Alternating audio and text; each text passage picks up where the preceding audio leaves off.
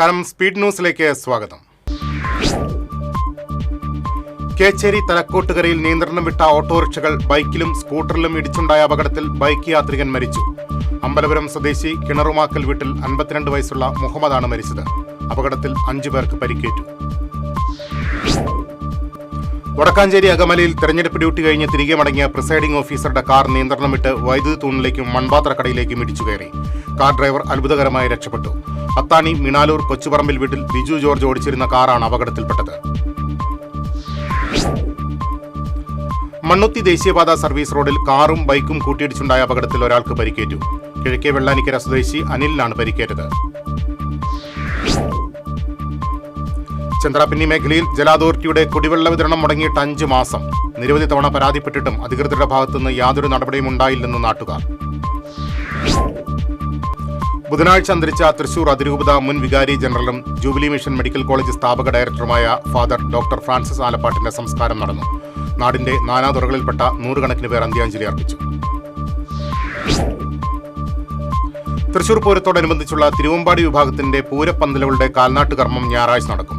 നടുവിലാലിലും നായ്ക്കനാലിലുമായി പണിയുന്ന പന്തലുകളുടെ കാൽനാട്ടുകർമ്മം ഞായറാഴ്ച രാവിലെ 10:45-നും 11:45-നും ഇടയിൽ നടക്കുമെന്ന് ദേവസ്വം സെക്രട്ടറി.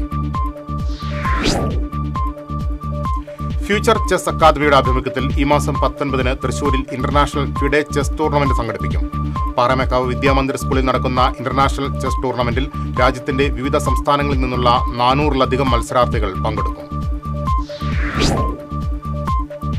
ബൈബിൾ മിഷണറി മേഖലയിൽ പ്രവർത്തിക്കുന്ന ഫിയാത്ത് മിഷന്റെ 7ാമത് മഹാസംഗമം ഈ മാസം 13 മുതൽ 19 വരെ തൃശൂർ ജെറുസലേം ധ്യാന കേന്ദ്രത്തിൽ നടക്കും. ഇന്ത്യക്കകത്തും പുറത്തുനിന്നുമുള്ള വിവിധ റീത്തുകളിലെ ബിഷപ്പുമാരും വൈദികരും സന്യസ്തരും അൽമായ മിഷണറിമാരും സംഗമത്തിൽ പങ്കെടുക്കും. കൊടുങ്ങല്ലൂർ മർച്ചന്റ്സ് അസോസിയേഷൻ 70 വയസ്സ് തികഞ്ഞ മുതിർന്ന വ്യാപാരികൾക്കുള്ള 3ാം ഘട്ട പെൻഷൻ വിതരണം ചെയ്തു. കേരള വ്യാപാരി വ്യവസായി ഏകോപന സമിതി ജില്ലാ general secretary NR Vinod Kumar ഉദ്ഘാടനം ചെയ്തു.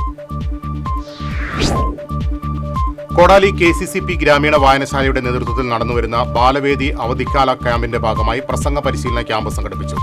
കൊടകര ബ്ലോക്ക് പഞ്ചായത്ത് അംഗം പ്രവീൺ കുമാർ പരിശീലന ക്ലാസ് നയിച്ചു.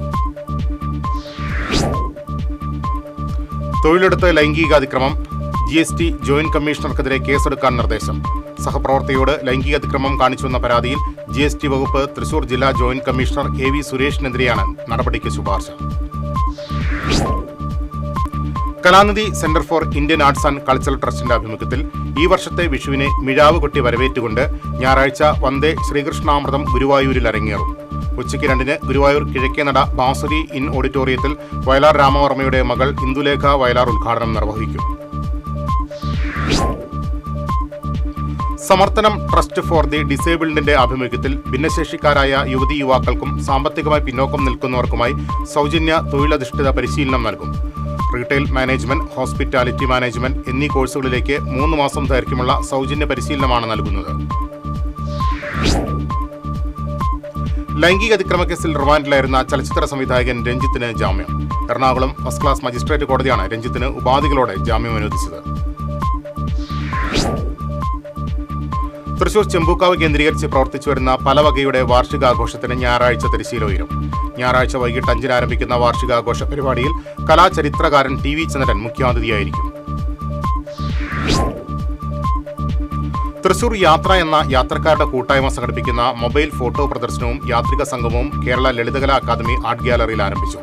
പ്രദർശനം ആകാശവാണി പ്രോഗ്രാം അനൗൺസർ YS പൗർണമി ഉദ്ഘാടനം ചെയ്തു.